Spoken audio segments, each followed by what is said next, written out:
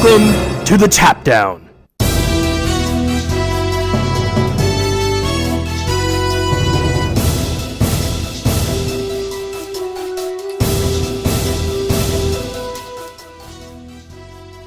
It's November 19th, 2018, and this is what's happening in Standard. Grand Prix Milwaukee, Day 1, 1,300 players met up to battle it out in Standard. One of two Grand Prix this weekend, the first to follow the Pro Tour Guilds of Ravnica last weekend. If you remember from last week's game, Golgari Midrange represented about 1/5 of the decks being played, while none of them made it through to Day 2. The result from Milwaukee tells us a different story, with 5 Golgari midrange decks going undefeated on Day 1, and were the most represented deck in the top 8 at the end of Day 2. Here's the 9 undefeated decks and the players from Day 1. Golgari midrange being played by Jackson Hicks, Donnie Wise, Zach Dubin, Craig Rocco, and Adam Ragsdale. Kevin Jones and Luke Feeney playing Is It Drakes. Isaac Krutt and Alex Olson playing Jeskai Control. So who came out on top of Day 2? It was Adrian Sullivan playing a Jeskai Control deck who took the trophy after 15 rounds of Standard. Incidentally, the only undefeated decks from Day 1 to make it into the top 8 of Day 2 were Isaac Krutt playing a similar Jeskai Control deck and Jason Hicks with his Golgari midrange. The other members of the top 8 are Jacob Tilk's Mono White Aggro, Owen Turtenwald's Is It Drakes, and Seth Manfield, Brian Lynn, and Adam Hernandez's Golgari midrange decks. Congratulations, Adrian Sullivan, well done. On the other side of the planet, Grand Prix Melbourne's limited battle was in full spring, where Sean Koo, Taiga Tsujikawa, and Calvin Liu finished Day 1 undefeated with 9-0 Boros decks. They were 3 of 141 players to make it into Day 2. But it was Tsujikawa who navigated Day 2 to make it into first place. The 7 joining him in the top 8 are Calvin Liu, Sean Koo, Ivan Schroeder, Dennis Chan, Derek Ho, Zen Takahashi, and Prads Patharana. Congratulations to all. Star City Games hosted the Las Vegas Open in Team, Modern, Standard, and Legacy. The first place trophies for team events went to Marcus DeBow in Standard playing Boros Aggro, Jonathan Zhang in Modern playing Dredge, and Cyrus Cormangill in Legacy playing Storm. The Modern Classic was taken by Benjamin Tanowski playing Humans. The Classic Standard was won by Nick Prince playing Selesnya Tokens. And the Legacy Classic was won by Charles Oliver piloting a Sneak and Show deck. Tournaments on MTGO. In the Vintage Challenge, Moss Dog Training took first place playing Jeskai Mentor. Aussie 51 took first place in the Standard PTQ playing Boros Weenies. Poker's Wild took first place in the Modern Challenge with a Golgari deck. In Pauper, Igwin KK took first with an Eldrazi Tron deck. Now in the news. Arena has updated the platform to support person-to-person challenges. While executing a challenge is less than intuitive, it does answer the requests of players around the world.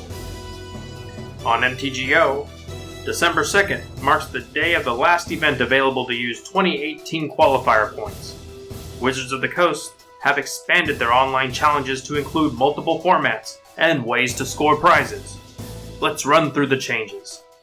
The previously named MOCS Monthlies will now be known as MOCS Preliminaries or Prelims.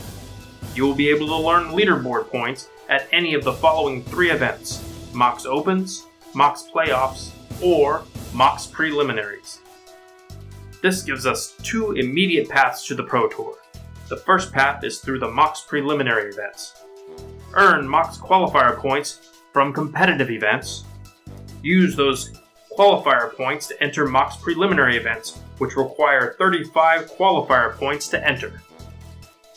Play your preliminary event, and if you score at least 6 wins, 2 losses, you are invited to play in a MOCS playoff event.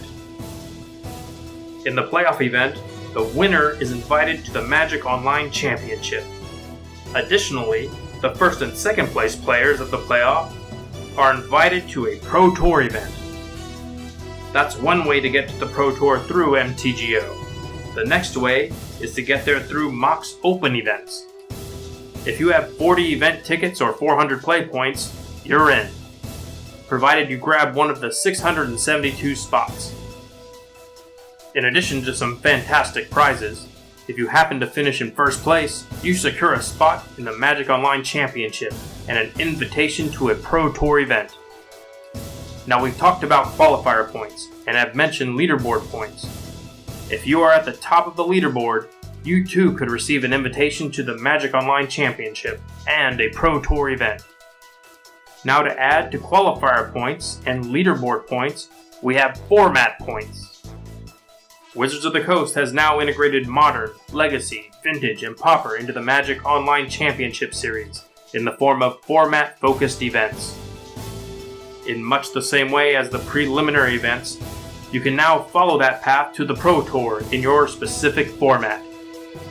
The format playoffs will require 35 format points, with the top 8 receiving an invitation to the Format Championship.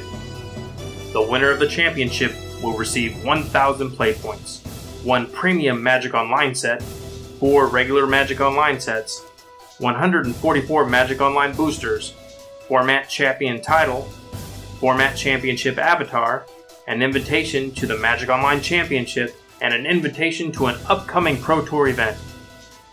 The Magic Online Championship, a live event held in Seattle, Washington, will be composed of the defending Magic Online champion from the previous year, the winners of each of the 4 MOCS playoff events, the winners of each of the 8 MOCS Open events, and the winners of each of the 4 format championships.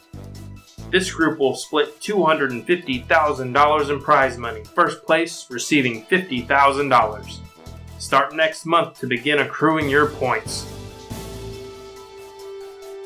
Ultimate Masters spoiler season is in full swing. Spoiled this week: Phyrexian Altar, Phyrexian Tower, Glen Elandra Archmage, Vexing Devil, All is Dust, Eldrazi Conscription, Visions of Beyond, Gamble, Wall of Reverence, Squee Goblin Nabob, Sheree Shizo's Caretaker, Fire and Ice, Treasure Cruise, Gurmag Angler, and Martyr of Sands.